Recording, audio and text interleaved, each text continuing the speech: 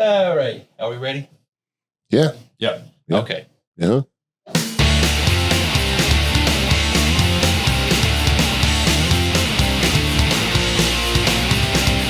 Welcome to ImVibes Podcast, home of good music, good libations, and good vibes. Now here is your host, Eric Millets, and producer, Ernest Stevenson.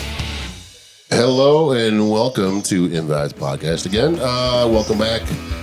Thank you for listening. We are at home sweet home again. We were gone for a few episodes. We are back at Tommy's Pub, man. One of the best places in town to come have a drink. So, yeah. We've got a special guest today. Welcome back to the show, Mr. Jeremy. How are you, sir? Hey, fabulous. Thanks for having me aboard. What's everyone drinking, man? I have a Leinenkugel's Summer Shandy with a side of Deep Eddy's Lemon Vodka, which I call the ultimate lemon experience. So wait, is that so? It comes like that, or did you put? Okay, no, it's just a delightful lemony treat. Oh, okay, all right. I may have to try that tonight. At some point. I got the. It's very summery as you. Yeah. That's where I live. Yeah, he's the happiest guy I know, man. I swear to God. It's always summer. Upstairs or right up here. Yeah. It's always clouds and streams, and puppy dogs, Vitamin C. Yeah. I got. It's funny.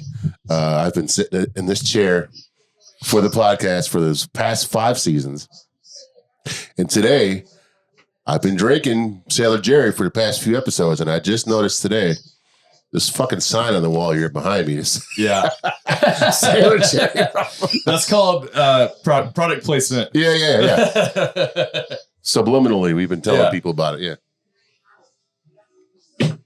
I've been on a real kick for this stuff here. Like I go by. Oh, that's my favorite. At the if I go to Frugal's, man, it's $20 for a half gallon. Yeah. If I buy it at ABC store, it's like almost $30. So it got expensive. It was really cheap when I first came out. Yeah. And they were kind of marketing it kind of punk rock. Like I remember they had a commercial like Eagles Dare by Misfits was playing in the background. Yeah. And I was like, it worked on me. I bought it immediately. Well, I used to be, I was doing Jameson for a while, and I kind of got burnt out on whiskey because I don't know, man. I think it was starting to really fuck with me. Sure. So I was like, let's change it back to rum, and I've been fine ever since. So. It's my fave. Yeah. Yeah, I can do the bourbon and the whiskey and stuff, and I'm like, the Sailor Jerry's probably I always have it on hand. Yeah. Yeah.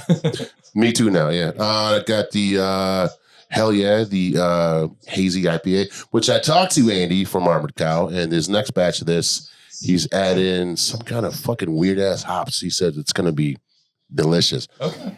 So I can't wait for that. So he's putting out a strawberry blonde ale too. That's gluten-free soon. So yeah. Okay, that sounds good. Yeah. How about you, Ernie? What do you got today? I have, of course, the house bourbon. Okay. Quality House from Heaven Hills. Yeah. Quality house. It's a quality beverage. That shit ain't bad, man. Yeah. It's no, it's not. It's not. Best $10 bottle of bourbon you can find. Yeah. If you can find it. I got Birdsong's Good as Hellas. There you go. Hellas Lager? Tropical Hellas Lager. Yeah, nice. Yeah, it's delicious. That's one of the breweries that I miss. I used to love going there a lot, man. Yeah, and they're always solid. Yeah, I mean, when Jalapeno Pale Ale came out, man, that shit was, dude. That was a hit. It was, man. I would go in there and buy 2 growlers of that jalapeno pale ale and just go home and drink it. I'd have to, the fire shits the next day, but it was good though. Yeah, Fake Plastic Trees was another one that everybody went nuts about. Yeah, when Abari first opened in like 2016 or 15, I think, and I was slinging and bar back in there, and I feel like one of the highest sellers was the jalapeno pale ale from them. We sold so much of it. I don't know if people just got used to it or they're over it. The honeymoon's over, but it's still, I think, a popular one. But I love it. Yeah, I wish I could. Still drink it. They also had. They did one year. They had a rum barrel aged Rich Girl. Enchanté. Well, the turtles on pterodactyls. That's another great one. Yeah. Oh well. Yep. Yeah. Yeah. Oh, I just got a box of gluten-free beer in the mail. I should have brought some for your bride. From Alt Brew, out of Madison, Wisconsin. I got a IPA called Hollywood Nights. I got a blonde ale called Hiking Boots, and then they made like a Alt Brew, like a copper called Alt beer. Yeah, it's actually called copper, but yeah. Oh, they called it copper.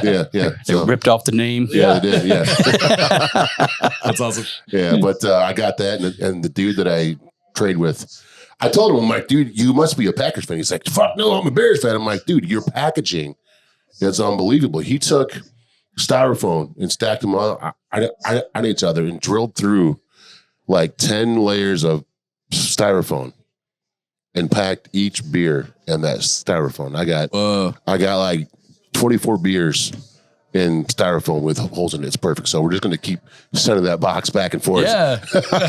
That's amazing. until it all breaks. But yeah. It was awesome. Yeah. Anyway, so let's talk about you, Jay. Do you mind if I No, you call literally you Jay, can call me Jeremy?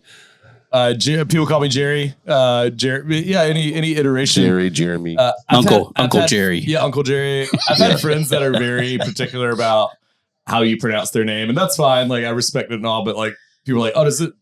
If I say it wrong and they correct me, they're like, wouldn't it bother you if someone said your name wrong? I'm like, everybody says every version of my name you possibly could. But no, I don't care. That's like my last name. Very rarely is it ever said right. And it's like, and it just gets exhausting trying to correct I'm people. like, yeah, fuck it. You know? Yeah. I'm sure you have that too with Smith. Yeah, sure. Smythe? Yeah. What? Well, I don't enunciate well, so a lot of times when I introduce myself and I say Jeremy, someone says Jerry, so I just started saying, yeah, Jerry, and then it's kind of became my nickname. See, I'll tell people my name's Eric, and they'll say Larry. No, Eric. Oh, Larry. No. How the hell did you get Larry out of that? Can I call you Larry moving forward? Go ahead. Yeah, okay. That was actually my dad's name. So yeah, Oh, is that right? fine. Okay, wild. Yeah. Uh-oh. Oh, it's funny. I tell them Ernest, and they're like, Eric? Larry? What? Ernest. Eric? Yes, sure. There are people who don't see us all that often, and they'll get me and Ernest confused with each other. I guess it's the beard. Yeah. The beard and the belly. And they're like, hey, Ernest. I'm like, nope. Like, if you call me that, I'm gonna kill you. I'm not that short, guys. Come on. But yeah, that being said, you can call me whatever you want. Okay. Anyway, so let's talk about first of all, I'm happy to say, yes, because when we had FaZe got on our first episode of the season, he was asking me about all the favorite bands that I've seen at Tommy's. And I told him, a short list, and Ernest said $1,000 movie. And I said, actually, to be honest, I had never seen $1,000 movie. Yeah. But now I can say I've seen $1,000. That's right. Movie. Oh, you were at the Snug Show, Show, right? Right? Snug Show. Yeah. That was a good one. And it was awesome, man. Oh, thank you, man. Yeah, it was awesome. Yeah, we were. I feel like we were on that night too. I feel like at our worst, we're still pretty good, but there's some times where you're like, oh shit, we killed it last night. Yeah, it was all right. Yeah, it was a great show. Thank you. I got the photo in that one. Yeah, those were good too. Yeah, we had wrapped up recording here. I think it was the Alice Cooper episode. Was it? Was and it? then he said, "Hey man, $1,000 playing at Snug," and I'm like, "Well, I'm off tomorrow, so fuck it. Yeah, let's go." Yeah, yeah. So, yeah. That was a good awesome. lineup too. Pleasure House is great. Pleasure House blew me away. Yeah, great. Pleasure House is really good. I had no idea. I'd never heard of those guys before, and they killed it, man. And then they, I got to get their photos edited. Headlining band that night. Oh, they were awesome. Oh my god! It was like Devo vibes. They're like, yes, yeah.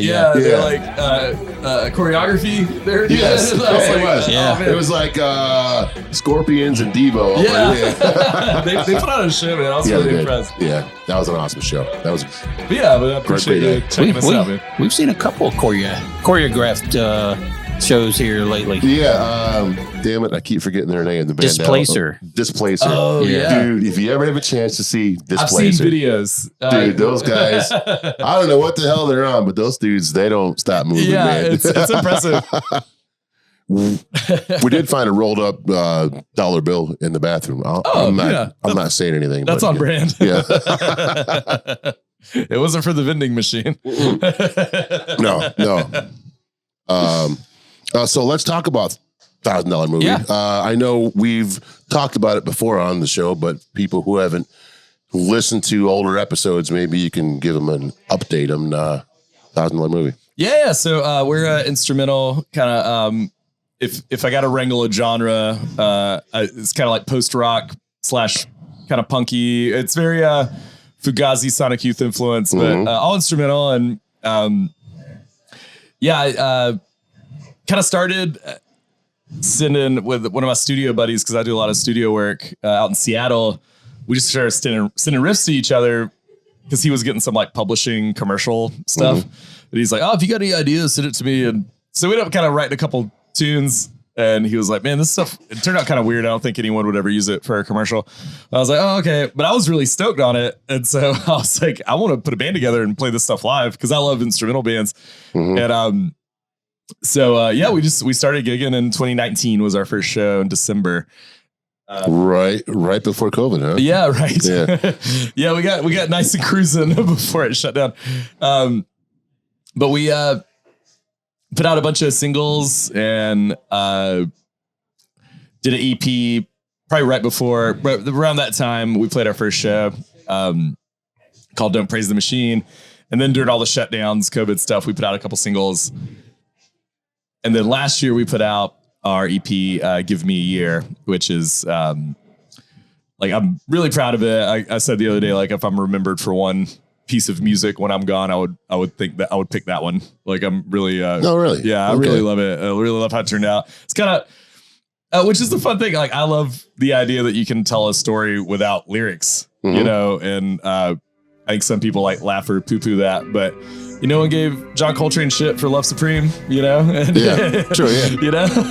Yeah. But I'm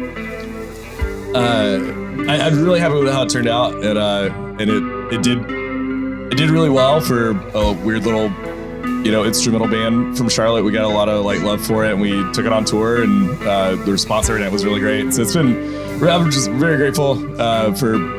I've been in a lot of bands with like sing-along choruses and like radio-friendly stuff that didn't go anywhere. Yeah. So it's really weird that this band has gotten like the most like love. Well, a lot of people get tired of that same old shit. Exactly. So, they just want something new. So yeah. So I think if nothing else, whether you love us or not, I think we do kind of occupy our own little space, because all my random influences all kind of filter together. And a lot of the songs that I heard that night were about Charlotte. Yeah. So yeah, "Give Me a Year" is kind of a Charlotte concept record about, it's kind of about like me moving here as a kid and everything getting gentrified and growing old. And then one day you look up and realize you're the old guy sitting at the end of the bar when you used to be like the new kid in town. You know? But you got good stories, you made it. And like kind of in the recording process, like one of my best friends passed away. And I think there was a lot of like, especially the very last song on it, we definitely was a lot of like grief kind of filtered in it and like some sadness, but it's also like, I don't know, we got a lot of like musically try to capture like nostalgia, especially with that song Central Avenue that he was playing a second ago. Like, it ends with this like really sad heartbreaker kind of outro, because like Central Avenue's changing and there's nothing we can do about it, Right. But also this idea that like, well, why don't we appreciate the things we have today instead of waiting to write the Instagram eulogy about it, Right. Yeah. Like, right. And don't wait until it's gone, Exactly. Yeah. And like, same for like, tell your friends you love them, go to your favorite bars before they're gone. Don't like wait until it's gone and be like, oh, this is my favorite spot. I'm like, oh, when's the last time you went? Yeah. I can't stand when we wait and whatever. I can't wait until. I hate it when someone dies and then everyone posts, "Hey man, we loved him. We loved him." Well, why you wait until he's dead to say that? Because now he can't see it. Exactly. No, exactly. That's the point. It's like, because like, that's cool. And all, like, Steve Albini just passed, for example, which is like a big loss to the creative community. Rest in peace. Yeah. like what a important voice in music. But it's like, and I think he was well celebrated while he was around. Absolutely. But at the same time, I've seen all these like really great quotes go around the past couple weeks, and it's like, man, like I wish my timeline was filled with Steve Albini quotes all the time. You know? Like, because I think it inspired. You know, I guess the good thing about it is even in his death, like maybe because everybody's posted about it, some other kid might find it and realize like, oh, there's more than one way to do the music industry, you know? Right. But yeah, no, so that was kind of one of the main themes that Give Me a Year was like, let's, you know, I hope I got one more year in Charlotte. But what if Snug Harbor gets bulldozed or I get hit by a truck or, you know, whatever. Yeah. It's like, well, let's celebrate the things we have like now, you know, like tell your friends you love them, you know. Thankfully, Jamie's Pub lives on here in Eastland Crossing. It used to be on Central Avenue. Exactly. Yeah, it's one of the few spots like that kind of found a second location, and you know, grateful. I love Central Avenue. That's a cool spot, man. Yeah, so, no, me too, man. It's like big part. Saturday, I went down to Lunchbox and found a few things. I've been trying to find Love Shack on vinyl. Sure. And I was going through today, like the used section, like the new arrivals, like the 5th record that popped up was a promo copy of Love Shack. No way. And I was like, sweet. All right, cool. Amazing. Yeah. So I bought a few other things there, and I went down to the pet store that Cold Blooded and Bizarre, because I was going to feed my python. And on the way back, I stopped in, damn it, what's the other store there called? Premium Sound. Yeah. I was going through all of his 12 inches. Dude, it was a gold mine. Oh, dude, I was like, so well curated. I was like, holy shit, man. I found Del the Funky Homo Sapien, MC 900 Foot Jesus, Poison Clan. I was I said, man, I got to go. I got to stop. Yeah, that's the only reason I would go there more often is because I find too much. You know? And I was like, dude, I got to go. I'm gonna buy the whole damn store. So that's awesome. Yeah. But yeah, so we toured the hell out of that record, and we at the end of June we're putting out the follow up to it. It's a new EP, and I think it's really good. I'm really happy with it. We're gonna play we're playing Petra's June 29th to release it, and we're gonna play the whole record the whole way through because that's kind of my new thing. It's like really fun. Not? Yeah. A lot of bands are doing that now too. Yeah. Like when we did the tour for Give Me a Year, we played the whole like piece, like start to finish every night, and that was the show. And I was like, it was so fun, you know. Yeah. So I'm on that kick now. So anyway, that's kind of $1,000 movie summarized. Hey everybody, this is Ernest Stevenson breaking in on this interview to bring you a brand new track from $1,000 Movie. This band never fails to impress, and this track is no exception. Get ready to be blown away by I'm Waiting for the Bus off the new album releasing June 28th, Bird Feeder Volume 1 by $1,000 Movie.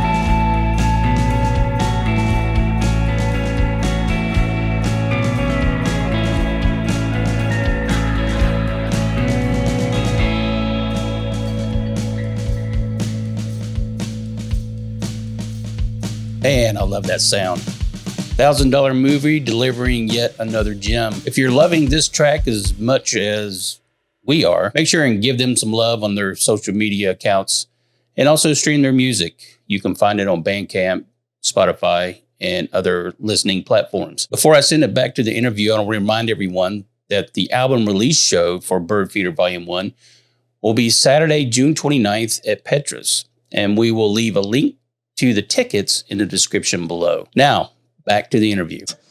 So you also have your own record label, right? Yeah. Mm-hmm. Four Finger Records. Okay. So me and Leo Solis from the really amazing kind of electro pop synth band Solis here in town. That's him and his wife's band. We became friends, maybe like 10 years ago. And we were doing a lot of gigs, our bands together, because he plays in $1,000 Movie. And when he has a full band, I play in Solis. And so we were just like kind of serial collaborators.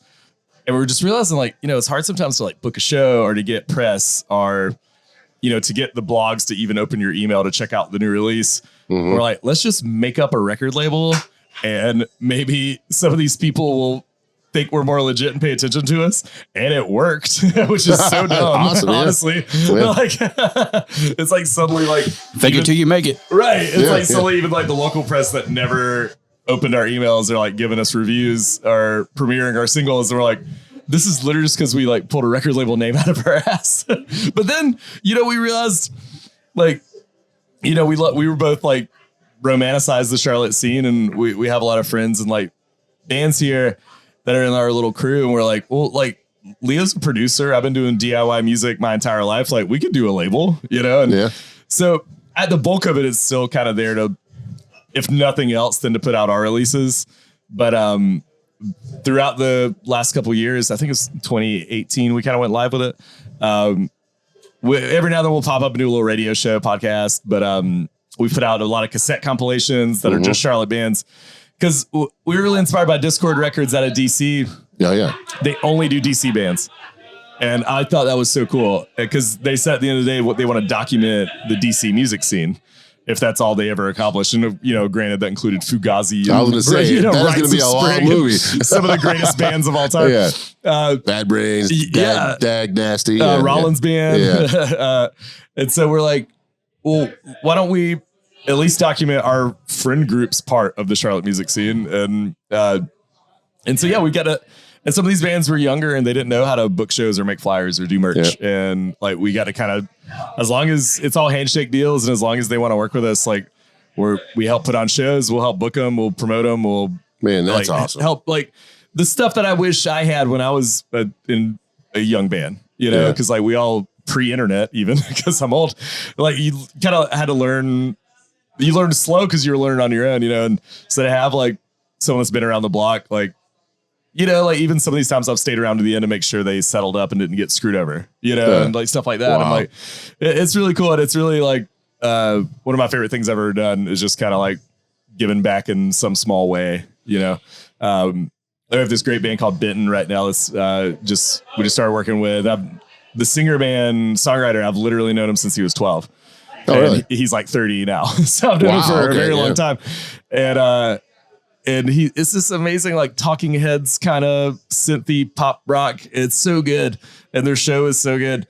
And like, I've been helping him book shows. He's like, I want to go on tour. I want to book as many shows as I can. I'm like, all right, I'll help you as much as I can. So we're like trying to figure out some routing and get some local bands to have him on. And he's like, wants to do the thing. And I'm like, I'll help you for everything within my power. If it starts to do well and you need someone that can help more, fly away, little bird. Yeah. But in the meantime, I helped him print all his merch and do everything. And it's really rewarding. And I really I love it. Cause I also like, we wouldn't do it for anyone that I didn't also like really believe in them, and I just like, I want like maybe some of the people that follow what I do, which I'm grateful for, like maybe they'll check him out and he can build a following and do his thing and be way more successful.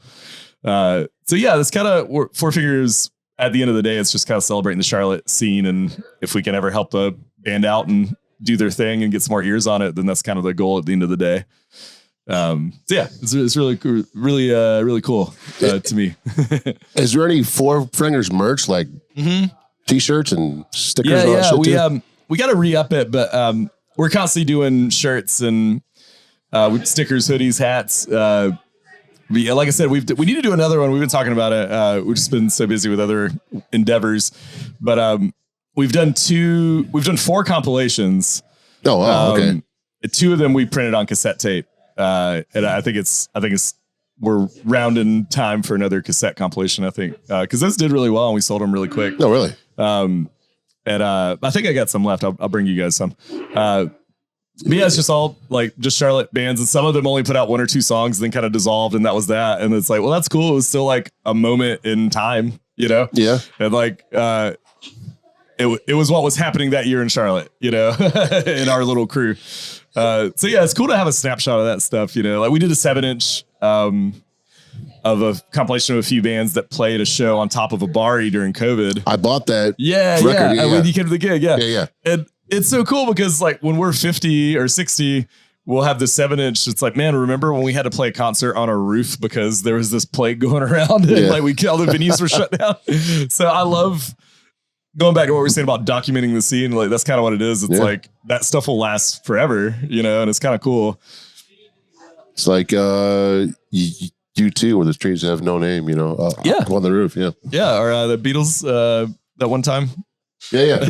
Yeah, that's what I was thinking about the Beatles. Yeah. Anyway, so $1,000 Movie is not your only band, though. So you got, as I was saying earlier, you're a man of many hats. So, Sure. Yeah. He's the hardest working man in Charlotte music business. Right. Yeah. He's in 17 different bands. Yeah. That's not far off.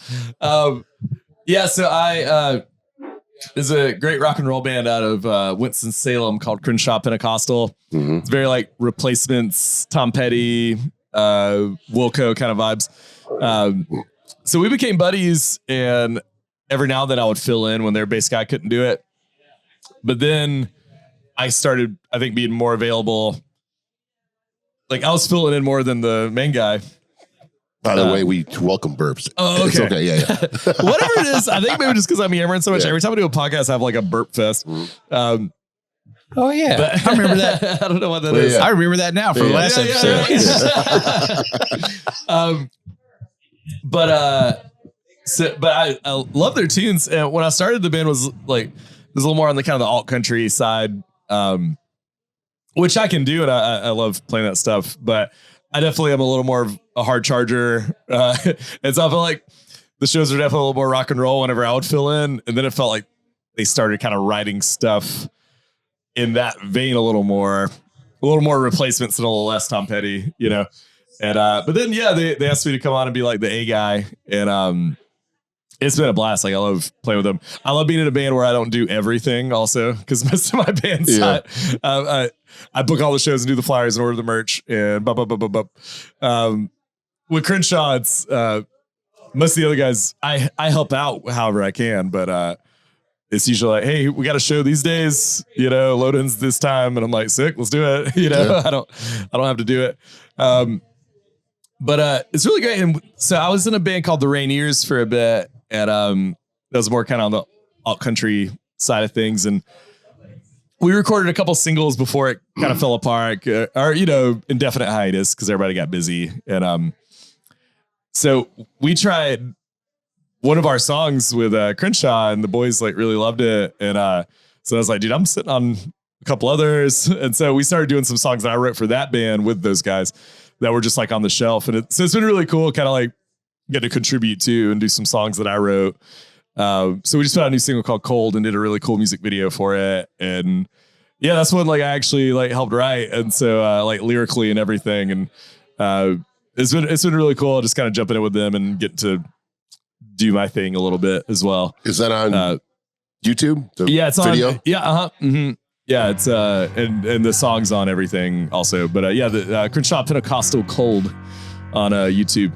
And we kind of want to do like a super 90s video where there's like a storyline, because I feel like no one does that anymore. But, right. You know, back in MTV days, it was always like the Toadies video. Yeah. So like in the video, like there's a girl like packing her bags and like going in every room and packing stuff, but like the band's playing the background of all the rooms.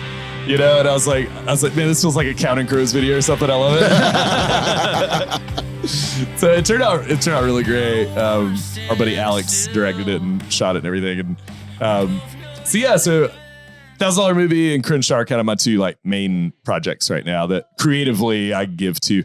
But then I do a lot of hired gun work. Anyone that'll have me on bass, tell me when to be there and I'll play. And so that kind of the hired gun stuff kind of pays the rent. More so, you know, the avant-garde instrumental music didn't help me buy a house, but thankfully a lot of cool artists hit me up regularly, and so I get to be on the road like 80, 100 days a year. That's just awesome. Working with whoever will bring me out. How long does it take you to learn other bands' music before you go play with them, though? Yeah, it kind of depends, and I've gotten to where I'll ask to hear their stuff before I say yes, because because some of the shit's hard, and like it definitely like, hey, we can pay you like, you know, I'll get hit up like, hey, we got a 2-week tour, we can pay you $150 a show, you know, are you available? And I'll be like, oh yeah, and then I get the songs and I'm like, dude, these songs are hard as shit, and I gotta shed really hard, and like it's a slap bass solo, and like, you know, and I'm like, this is not worth what they're paying me just for the amount of massive amount of work that's got to go into the front end, you know? So it kind of depends. I think for the most part, I mean, you know, all these bands, like they're hiring me to come help put on a good show. So like, we don't have like charts on stage or music stands. Like they want me like running around the stage and jumping up on the monitors and stuff. So you got to have everything memorized, you know, and some of them we don't even rehearse. Like I did this one tour with the Cat, like the first show was in Seattle for like 10,000 people, and we didn't have a rehearsal. Oh no. And it was just like, he's like, yeah, here are the songs. We're going to do them just like this. And you know, that flight out to Seattle was like a pants shitter, because I was just like, I practiced as much as I humanly possibly could. I had them down like the back of my hand, but still you're like, crap, how does that one go? You know, you just show up and sound check and hit it. And so I'm an over preparer. So I put a lot, I put a lot of time into it. Whenever I do the hired gun thing, for sure. So to the point where maybe it's working harder than I should, maybe. But see, but that's good, because there are a lot of people that'll just wing it. Yeah. And I think if anything, I have a reputation for like, if you hire me for something, you know, like I might be a jackass and, you know, have gray hair and stickers all over my bass, but I'm going to show up and I'm going to know the songs. Yeah. You know, that's awesome. Yeah. And I'm, you know, I might smell bad and, you know, drink all the rum on the bus, but, you know, but I know the songs. You know, honestly, I was going to say when you showed up that you smell great, actually. Oh, really? Okay, thank you. I don't know what you're wearing, but yeah. Yeah, I got some all natural deodorant that works for like 30 minutes, and then it turns into like, you know, you smell like a 16-year-old skateboarder. Yep. So you're catching the good window right now. There are times when I'm at shows, I wish I brought deodorant along with me just to hand to those kids in the pit. Dude, I know. Come on, put some deodorant on, It's so bad sometimes. Like, I wish I had like this, just some Axe body spray, and you just like, I think door guys should just have it on a little like hook, and it's mandatory to apply. Stop, come here. Yeah, comic conventions too. It smells like Cheetos in those places. There are so many people I've seen. Just add that into the haze machine. Just some Old Spice in the haze machine. There you go. So it would help. But how old are you? I turned 40 in 2 months. All right. Yeah, you're still young. I appreciate y'all saying that. You know what though? For 40, you know your shit though. Yeah. In the music industry, I'm 80. It's funny. It's very ageist. We're all taking 40s young. That's funny. I know. Yeah, no, it's refreshing because I don't get that a lot. It's like, oh, that's cool. You're still playing at 40. I'm like, well, what do you want me to do? Turn to dandelion sports and float out the window? You know. Still playing at 40. I know, someone told me that. And it's like, oh man, I used to see your band public radio back in like the early 2000s. I'm like, oh, cool, man, that's awesome. And like, that's cool. You're still playing. I was like, well, yeah. No fuck. Like, can you hold my walker for a minute? Hey, you know the Temptations are still touring. Yeah, right. I saw the Rolling Stones last year. They're like 5,000. Yeah. I have to remind myself that I'm 50 now. So the past 2 months, I've considered myself to be on like tour for. I saw shows in Detroit, Raleigh, Charleston, and a few here in Charlotte. So That's amazing. I was like, man, I love doing this little road trips. You know, now that we have a second car, I was able to do that. Yeah. So we went to Raleigh. It's Mr. Bungle. Oh, cool, man. Dude, I wanted to go so bad. Jesus, dude, that was awesome. Who'd you see in Detroit? So that was a Detroit punk show. A band called Macho and a band called Three the Hard Way. Okay. All female I punk thought bands. you were getting ready to say 5 Finger Death Punch. I'm like, what? No. Hell no. What the hell's wrong with you? I almost said 5 the hard way. I thought maybe you would have seen Suicide Machines because I know you. I mean, I've seen them twice, but they're great. They don't come around south anymore, man. They don't. Yeah. They don't. So whatever. Fuck It's a them. shame. Yeah, Because I've been a big fan since I was a little kid. Dude, I walked into Noble Records about a month ago, and I guess some punk dude came in there and dumped all the shit there. Dylan sent me a flip video. I'm like, bro, I don't have any money for this right now. I don't even want to watch all of it. I was going through. I'm like, it was like every Fat Record release. Yes, I was like, I had to control myself. Yeah. So, but I found, dude, how often do you see Suicide Machines records? Never. I found them there, dude. Oh, God. I walked in, I was like, I had other shit in my head. I like No Facts and Off With Their Heads, which I still bought. I love them. Yep. But then when I found the Suicide Machines on vinyl, I was like, I'm putting all this shit back. Yep. So I'm like, you don't find Suicide Machines shit on vinyl too often. So I know, it was like every Propaganda record and No Use for a Name and like some deep cut Fat Wreck stuff. And I was like, bro, like I could drop $500 with you right now. I don't have it. I walked in here and I was like, oh, just like I did over at Premium Sound. I'm like, all right, I have to go. Yeah, exactly. It's like you guys I'm going to stop going through this shit because I'm going to buy more stuff. Yeah, an alcoholic going to a liquor store for me with some of that stuff. I'm like, I just can't do it. Well, I mean, I've got, from what my Discogs says, like the top number for my shit's like 30 grand. Oh yeah. Well, I mean, I know that's not what it's worth, but whatever. Right. But I also DJ on the side now. Yeah, too. so you got a lot of stuff. I make it back. So I'm DJing Saturday a pool party for some HOA party. Oh, cool. I'm getting paid a few $100 to go do it, which That's is awesome. nice. I mean, whatever. So I mean, when I have those gigs, I gotta like not buy shit that I want to buy. Yes, I gotta go buy some pop music stuff. Yeah, totally. Actually, I went on and I found a bunch of now that's what I call music on vinyl. That's actually a great idea for DJ. I was like, wow, it's got everything I need out there. Yeah, I got those 90 cents. So, I mean, they're not hiring you to play, Sick of It All. no. I mean, that's a lot of shit. Well, actually, I talked to Jamie yesterday. We're going to have a old school hip hop night. Oh, hell yeah. That's awesome. Dude, most of my vinyl, everything's categorized and alphabetized. Oh, wow. Most of my shit's like old school. That's awesome. I've got almost. What do you think your most valuable record is? Beach Boys, Pet Sounds. Ooh, like Yeah. OG? Yes. Okay. Yeah. I have the very first Descendant 7-inch, the original pressing. Oh. The Dylan from Noble, actually, he found it digging this guy. It was all these punk 7 inches. And the guy's like, I know this is all worth a ton, man. I just got to move it. Just make me a bulk offer. And he was, I know you guys had him on, like he made him a good offer and was very fair, but That dude's awesome. He realized how valuable some of it was. Yeah. But the guy was like, he saw the first Descendant 7-inch in there and was to be like, oh, Jeremy's going to lose it.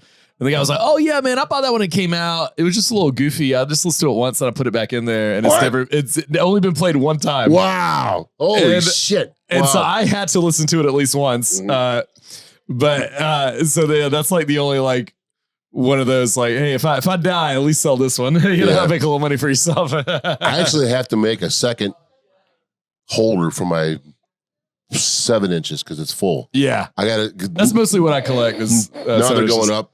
They're stacking on top of each other versus going in there single file. Yeah. No, that's awesome. I love it. I love vinyl, man. It's and, I have a lot of people. They're like, we know you're a DJ, but why do you play vinyl? I'm like, why not play vinyl? Because it's awesome. I'm like, well, for me, it brings you back to, we used to love walking into a store and putting our hands on music, buying a CD or buying a cassette tape. It was So the highlight of my week. If I It could, is, yeah. made I mean- enough money to go get a new 7-inch or CD. right, yeah, it's great. So I've been a DJ since I was 13. Oh, that's awesome. I used to spin records when I first started, and then I moved on to CDs and cassette singles. Right, sure. I would spend hours. I would go through before Singles. Singles. Right, I would go through before a gig and rewind and stop every cassette single That's right before incredible. the song started. So when I went to go play it, there was no downtime. Yeah, sure. I would press play and it would start. That's really awesome. I would spend hours on that Yeah. shit. That was always fun. Sometimes doing live sound, like with a solo artist, they're doing like backing tracks. Yeah. Back in the day, having cassette tapes. Yeah. Yeah.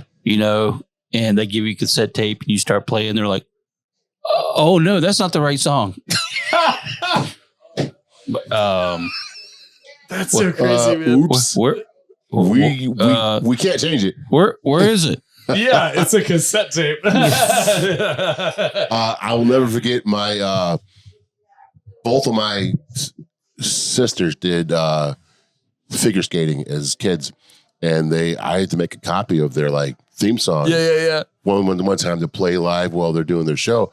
Well, the cassette recording I made came out terrible, so it was Oh, like no. it was like Oh no. That's And they're out amazing. there skating to it.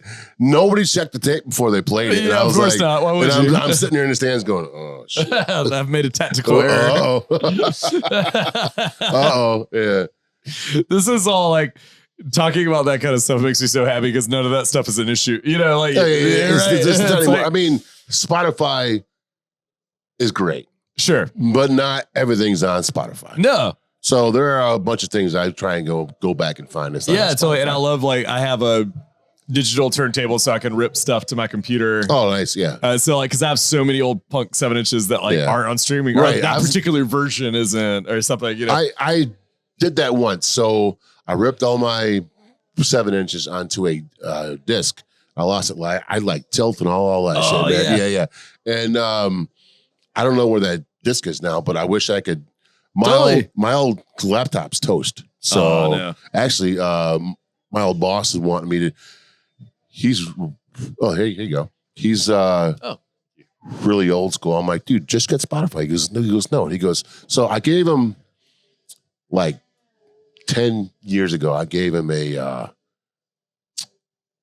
thumb drive with all my country and rock and roll on it. Okay. And he goes up to the mountains in West Virginia a lot with no radio signal. Mm-hmm. So he just plugs in that thumb drive and plays all the songs on his That's radio. awesome. So he gave that to his uncle. He gave that thumb drive to his uncle. And he's like, dude, can I get those songs now? I'm like, dude, I'm sorry. My laptop's toast. Yeah. However, I found last week my old MP3 player with all that shit on it. Oh, amazing. I was like, dude, it works. It's yours, man. Here That's you go. really cool. So, yeah. So I missed the beginning of that story, but there are some points in West Virginia that you could get every radio station in a 3-state area if you get Really? up high enough. There's a few spots in West Virginia where you can get a lot of things, probably. Yeah. Some meth. Yeah. Some meth and sex with your sister. Sorry. I'm sorry. Hey, they invented the toothbrush in West Virginia, right? Go on. Yes, because otherwise it'd be a teeth brush. It'd be a toothbrush, yeah. As a Southerner, I still Yeah. think that's funny. Yeah, sorry. I never heard so many fucking weird ass sayings until I moved down south. Oh, dude, this is one of my favorite things I heard about. Bless your heart. Yeah, fuck a- you too. as a Southerner, the first time I flew into, we had a gig in Minneapolis, and we get in the cab to go to the hotel, and the guy's like, he's like, where are you guys from? We're like, oh, I'm from Carolina. He's like, you guys talk pretty funny down there, don't you? And I was like, yes, sir, I suppose we do. Like, but it's so funny to me that someone with a hardcore Minnesota accent thinks that I talk funny. Yeah. When that is objectively one of the least attractive accents on the planet. Yes. Everywhere has their accents. It's true. It's funny when I go home, they're like, you have an accent. I'm like, I've always had accent. So when I'm down here, people say I have a Michigan accent because I'm very pronounced. Like my wife makes fun of me when I say burger or potato. But when things like Lancaster or Cherryville. Yeah, we say Lancaster. Yeah. Hands will roll when you try to find those places. Right. I go back home. They're like, you have a Southern accent. I'm like, no, I do not. How dare you? I might say y'all sometimes. Yeah. That's as far as it goes. It's gender neutral. It addresses a large group of people.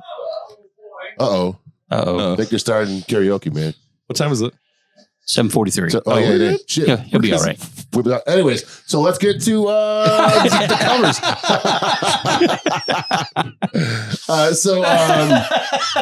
I didn't realize how long we've been talking. That's a good sign. Yeah. So everyone, the past few episodes, have come up with something cool. Everyone loves covers. Sure. At least I do. I'm a big fan. I need 3 of your favorite covers. Okay. Or 3 covers that you think are I could do my favorite. Okay. I'm a proponent of you should always have your favorite things locked and loaded. Some people don't think, like, if you ask me my favorite movie, band, song, pop, rattle them off. No problem. So when you mentioned that when we started, I was like, oh yeah, no problem. I got 3. I can do 5. Yeah. Number 1, I think, is one of the greatest covers of all time that maybe improved on the original. Is the Ramones version of "Do You Want to Dance" off "Rocket to Russia"? Yes, absolutely. Like, it's still when I hear that 3 snare hit intro, the pop, do you want? And it just gets, like they played it like they wrote it, And I think it's one of the greatest covers of all time. Creatively speaking, Firehose, Mike Watt's band, Post Minutemen, they covered "Walking the Cow" by Daniel Johnston. Very lo-fi avant-garde artist from Austin, and his version is very like he's just playing this little toy organ like and it's amazing. And I don't know if you're familiar with his music, but it's all slightly like childlike and heartbreaking. But Mike Watt sings the cover, and it's like kind of funky and groovy in his pocket, and it's so good. I didn't know it was a cover. Like, I just thought it was like Firehose's best song.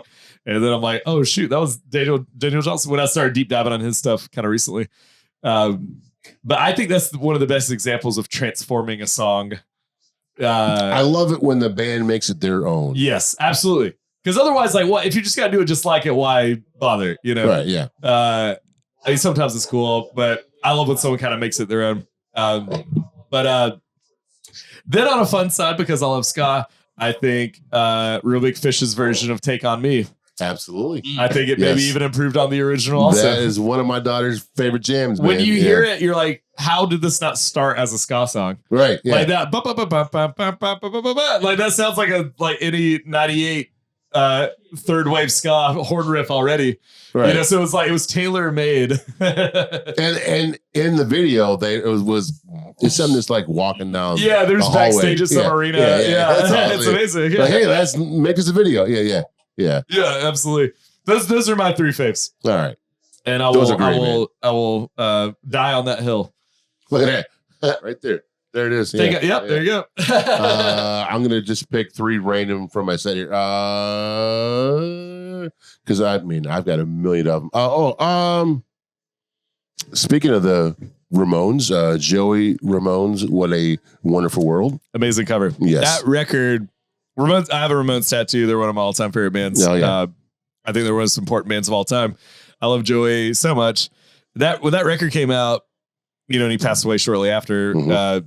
It's so good. That record's so good. Right. And I don't think it I picked it up on pink vinyl for record stores. It's got so many good songs. It does. Yeah. But his cover of "What a Beautiful World" is unbelievable. Yeah. It's so good. Like, that's another one where he sang it like he wrote it, which he always did.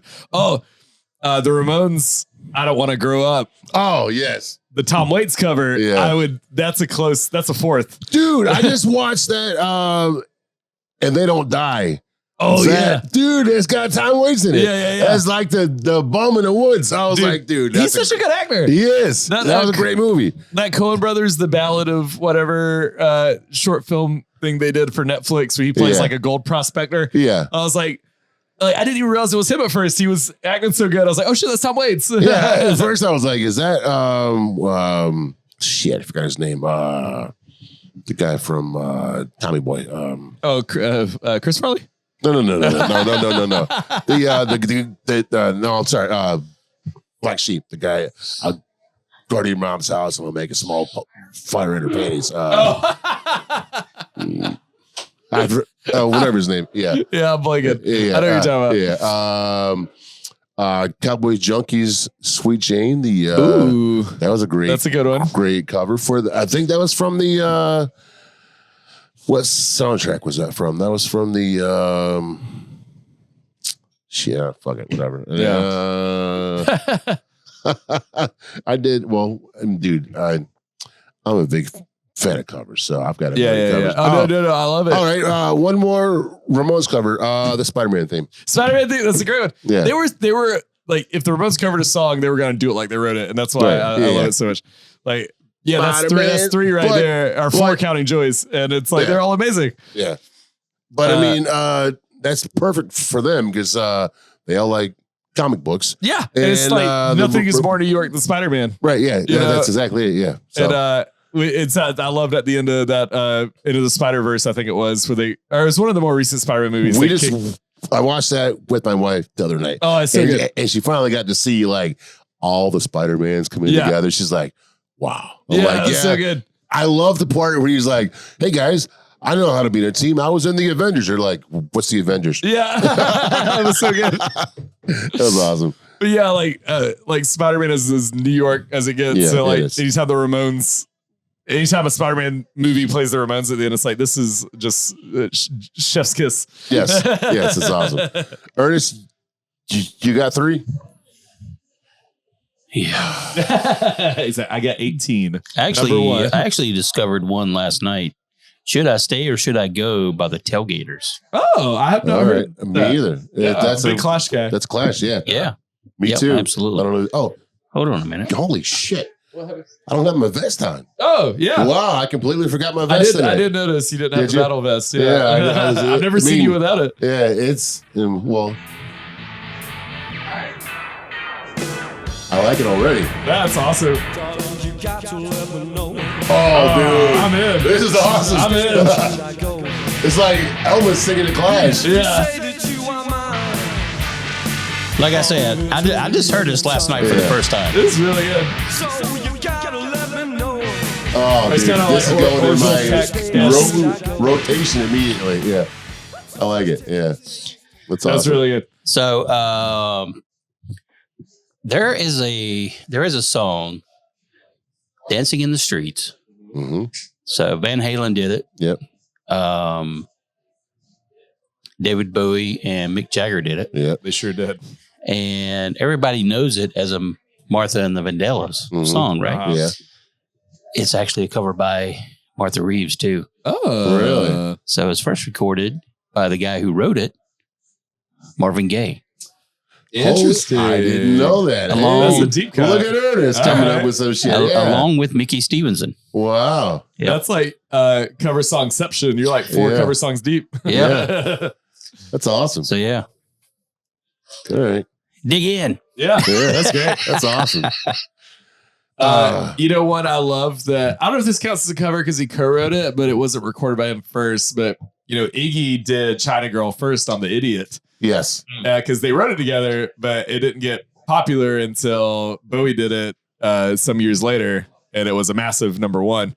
But I love the Iggy version, the first Iggy version, so much. I haven't heard that one. Oh, it's so good. Yeah, I didn't know that was a. Okay, so they right. wrote it together for Iggy's The Idiot album, and I think like maybe 4 or 5 years later, Bowie put it on. But how many albums does Iggy Pop have? Well, exactly. Yeah, a lot.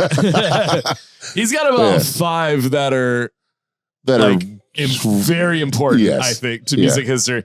And he's got a lot of like, all right, Nick, you're doing your best. Speaking of noble records, I found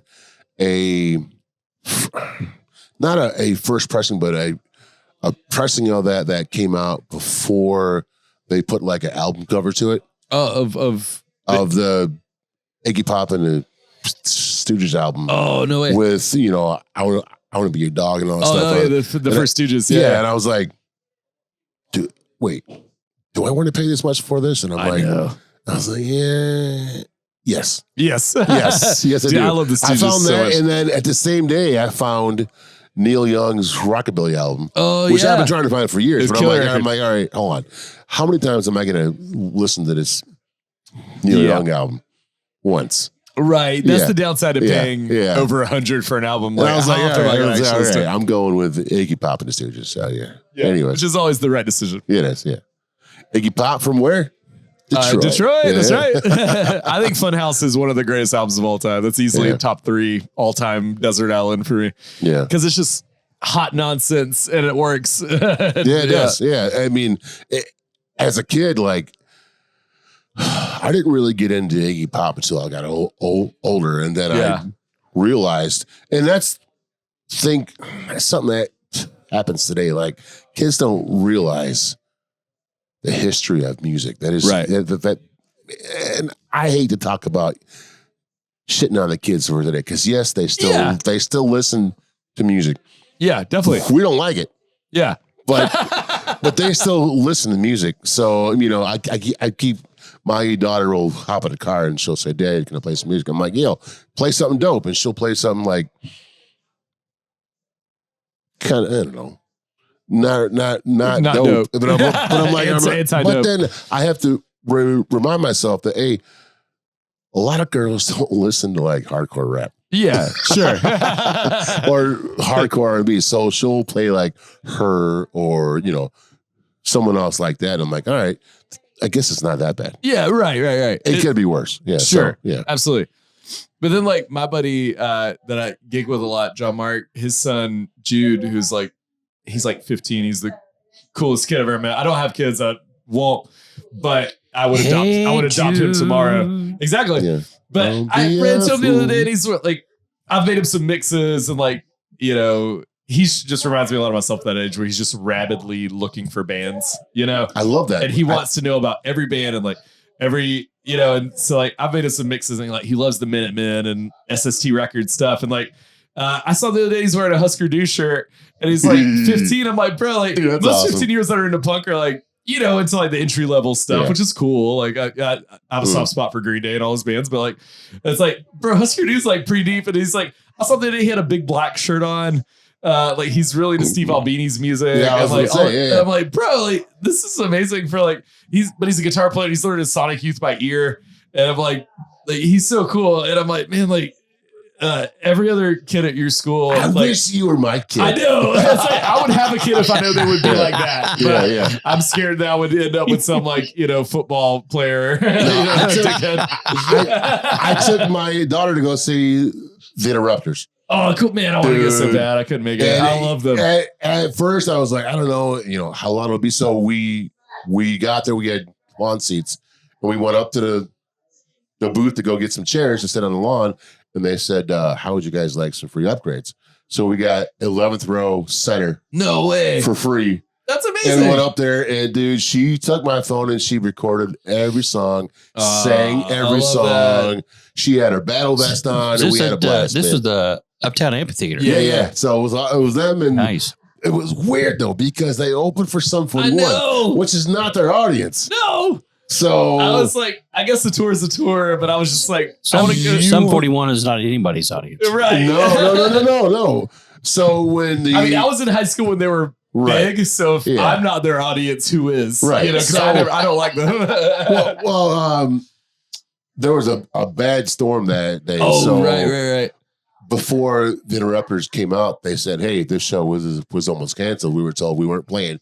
And at the last minute, we're like, no, you guys are going to go on. The storm's gone. Which they had to cancel their last Charlotte show with Tiger Army and Flogging Mall because someone was sick or something. Because they had COVID. And the last show talked about that. They're like, hey, last time we were here, we canceled because we had COVID. And then they said, they're like, in 2013, we opened with our first record. We opened for Rancid on the inside. Was there anyone here for that show? And I was like, I was here. Yeah, absolutely. I was here for that show. That was, dude, that's one of my top 10 shows of all time. And it was The Interrupters, Time Bomb and Friends. Yeah. And then Rancid. Oh, my God. Dude. And they did Operation Ivy songs. They did Bad Manner songs that night, dude. I was skanking my brains. I couldn't walk the next day. I was a little sore. It's very rare that I don't drink at shows. Yeah. Unless it's shit drinks. Yeah. I didn't have to drink that night. I was so high off the fucking music. Dude, I know. That's like, I'm such a massive I was honestly. dancing all night long, man. Yeah, it was a great that's show. Awesome. Yeah. But yeah, I love Interrupters so much. But I think Tim at least definitely produced, if not helped co-write some of their at least early stuff. Because you can just feel it. You know, like he's got a thing. Well, and he's so good at it. When they first came out, I'm like, she sounds a lot like Brody. So yeah, it felt like a ska punk Distillers at first. Yeah. But I think that kind of gave them that extra shot in the arm that people check them out. But their records are so great. I love the new one. I'm only missing one of them. Their very first one. I've got them all on vinyl. Oh, really? Yeah, I haven't seen the first one on vinyl either. But actually, now my daughter loves the song off their last record, Raise My Walls. That song's so good. It is good. So, it's really good. Yeah. So you know, my vinyl room's right across from my kid's shower room. Okay. So she's like, Dad, will you play The Interrupters? Raise My Walls, pull them in the shower? Sure. Not a problem, man. I love it. So. Oh, that's awesome, man. Anyways, guys, I think we have to go. Okay. Thank you for being thanks for having me. I don't want to go. We don't want to go. We covered a lot of random topics. We did, but I'm happy with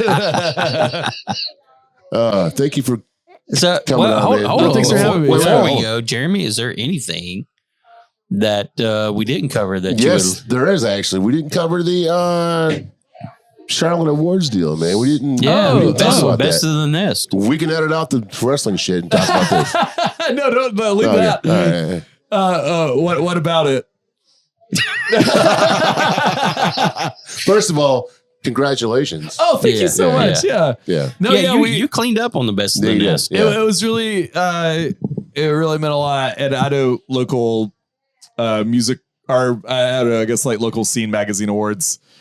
Some people poo-poo them, and I get it. Like, but poo-poo them. You know, I've been in the scene for a long time, and we never got a lot of love from the local press. And the last $1,000 movie record, we won like 6 or 7 awards, but it really meant a lot, especially because we won Best Album and Best Show, which was the album release, and then we won like Best Conceptual Project because it was kind of a concept album. Or an opera, as Mike Watt says, and then which I love, and but we won a few others, and it's like it meant so much. It's nice to get a pat on the head, like I feel like I'm the old lame guy in the scene sometimes because I've been here for so long, and then to like get some pats on the heads. I'm like, okay, I guess like that was such a personal record for me, and I really, like I said, I feel like it's my favorite thing I've ever done. So to feel like people checked it out and got it and appreciated it. It was a love letter to Charlotte at the end of the day. And yeah, it was. So the fact that like people in the city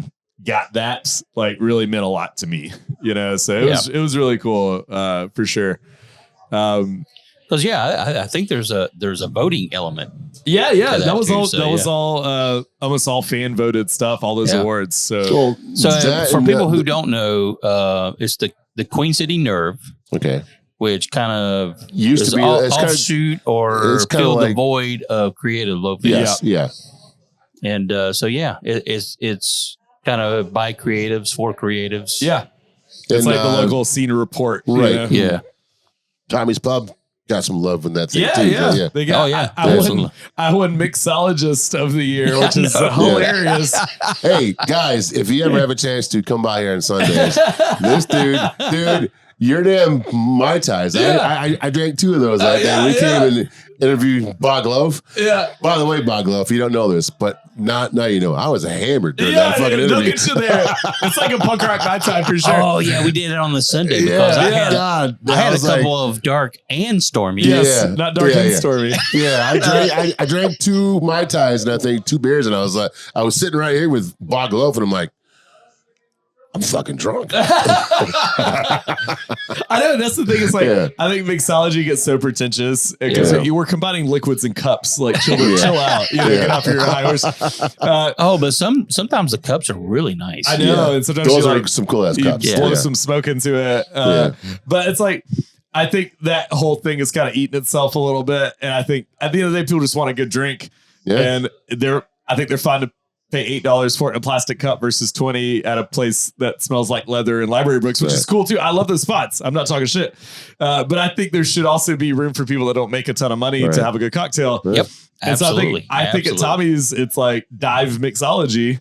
It's like, it's a really good, well-made cocktail with cheaper ingredients that still taste good. And you dive mixology. I like it. Right. It's like, we don't have to be up our own asses about this thing, you know? And that being said, people were so pissed that I won that, being a Tommy's Pub. Like, really? Oh, dude.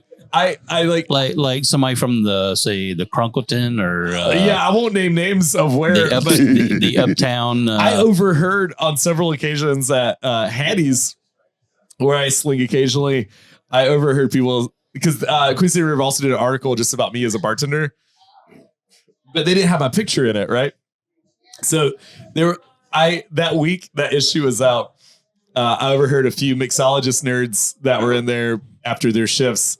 And they were like, I can't believe this guy won best mixologist. They're just yammering about it. And I'm just standing there with my arms crossed right in front. They don't know it's me. Like, I don't know who this Uncle Jerry guy is, but like, I bet I can parch him under the table.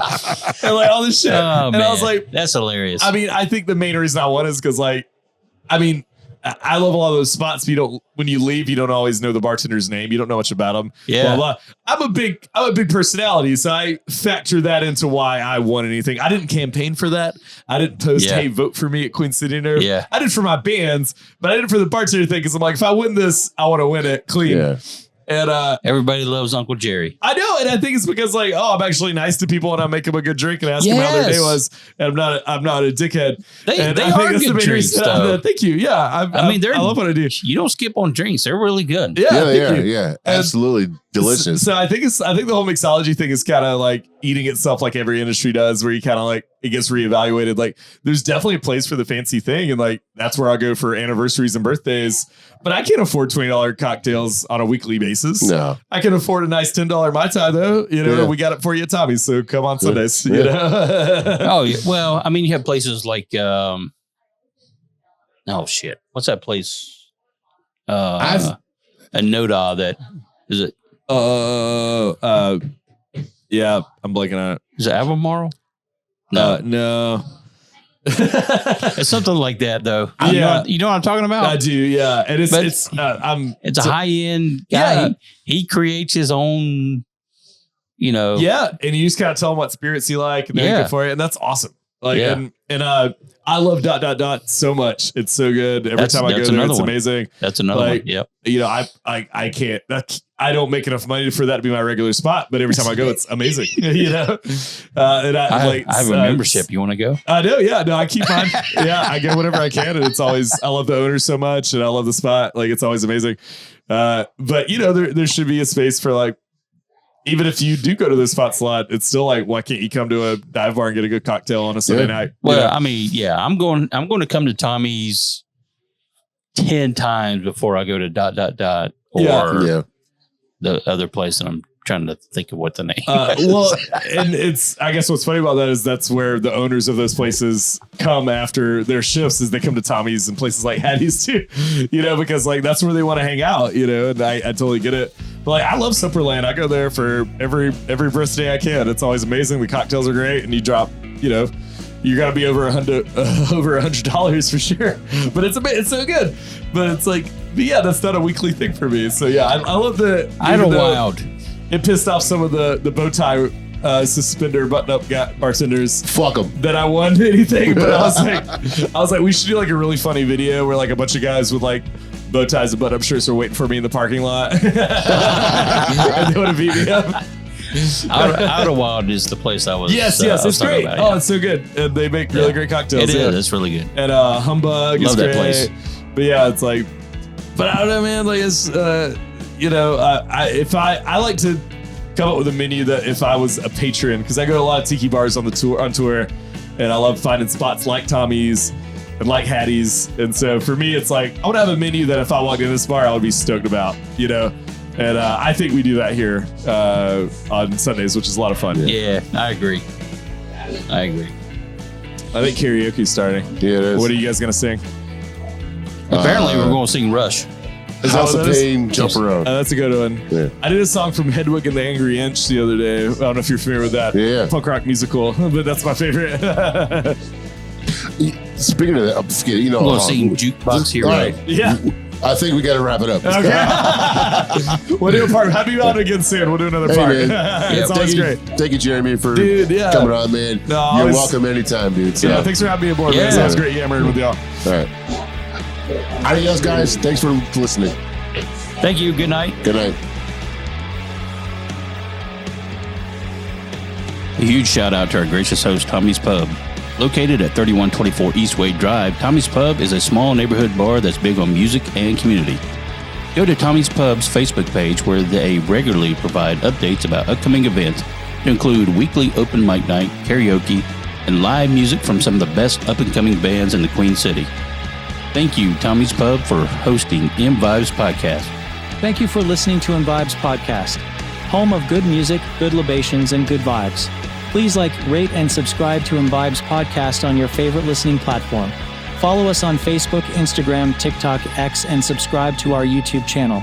Also, consider supporting ImVibes Podcast with a small monthly donation to help sustain future episodes. You can find the link on our Spotify show page.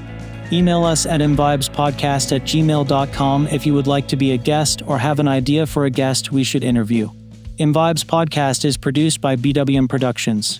Opinions and views expressed by guests are not necessarily the opinions or views of the ImVibes team or BWM Productions.